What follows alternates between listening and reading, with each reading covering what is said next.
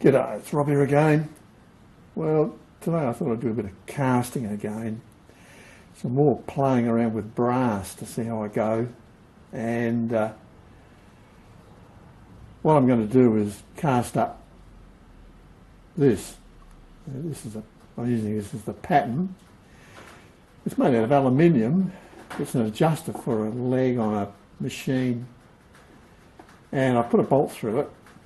And I'm going to try using it as a grip for my carriage lock block. I've always used a spanner because you can get in and just use the spanner, and the spanner doesn't get in the way because it's not there when you work on the machine. And if you're going to have these where you just do them up with your finger, they've got to be big enough that you can get a good grip on them. You don't want anything sticking out that's going to foul the carriage or the tailstock. You know, that's a bloody nuisance. Now this will just fit nicely. I'll show you what it looks like. This is what I've currently got. It was a Allen-headed bolt, recessed, and I just put a ordinary bolt head on it because, you know, the recess would fill up with cuttings all the time, with bloody nuisance. But I've used that for years, and it's just put on the spanner, and she does that. You don't have to go very hard with them. So you could do them up finger hard, finger tight. And this is the gizmo I'm going to use, or thinking about using. So it would go on that way, and I can just pinch it up. I think it would be enough grip to do it without a lot of effort. You know, you don't want to go hurting your fingers. So I've cast it up in a brass, tried to, and then I'll Loctite a bolt into it. So and maybe put a lock nut underneath as well, because we can do that, and that'll clear the tailstock when it comes up close. You know, you don't want the bloody tailstock hitting it, so that'll be good. So yeah, that's the plan. So it's a matter of whether my casting technique worked out. So what we've got this time is a medium I've used before. It worked okay, and it's fine builder sand and plain black molasses that you get from the animal, you know, horse supply places. They feed it to cattle and horses. I saw this used on a YouTube channel, guy in Pakistan, makes all sorts of stuff up, cast stuff up. He's very, very good channel. And he just mixes it in as he wants it, get the consistency you want, and that's what you cast into. So, you know, I've got a bag of playpen sand ages ago. It was cheap. And you just put it in a tin and pack it down, and then just push in the object that you want to cast, and gently ease it out. Now, before I pushed it in, I sprayed it with petrol Kero mix.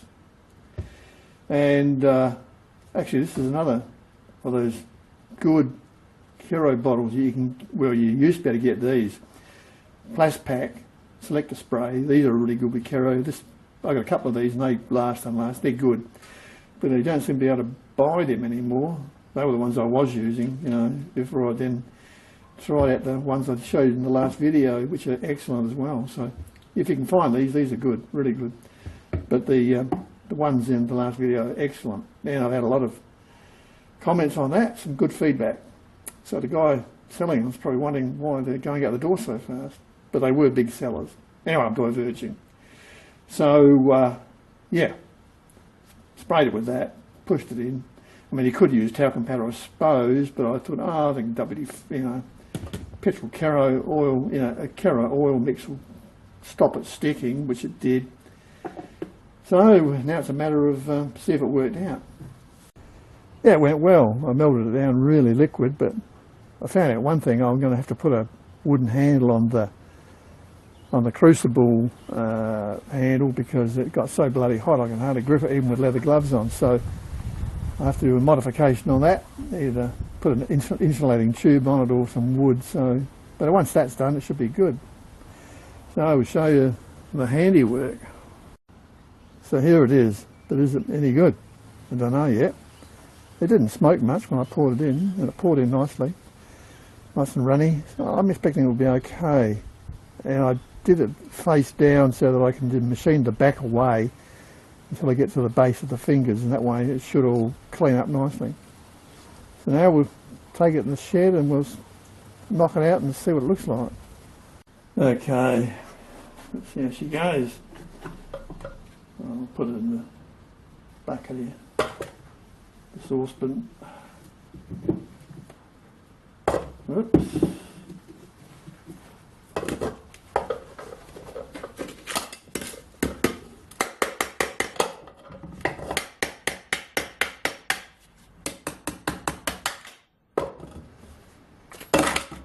Once she's out, that's what it looks like.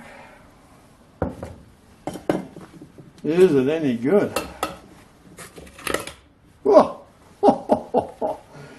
Is it any good? It's fucking great. Have a look at this. How does that grab you? Hey, God. That looks tremendous. Wow, that is brilliant. Absolutely bloody brilliant. There's the original.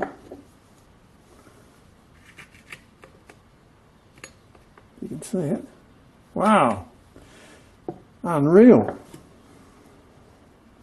Jesus, I might go into production making these. I reckon aluminium would be okay anyway. I think it'd be plenty strong enough just using your fingers on it. So if I do make any more, I'll probably just use aluminium. I used the brass because I wanted to try this and see how it went, and it went fantastic. And also use up some old brass, and yeah, this is awesome. So there you go, that's the way to do it. Play pin sand and molasses, and just, yeah, mix it up to whatever consistency you want. That worked brilliantly. Okay, well, that's it for me. I'll machine this back and I might video it, I'll see. We'll see how the finished article comes up anyway.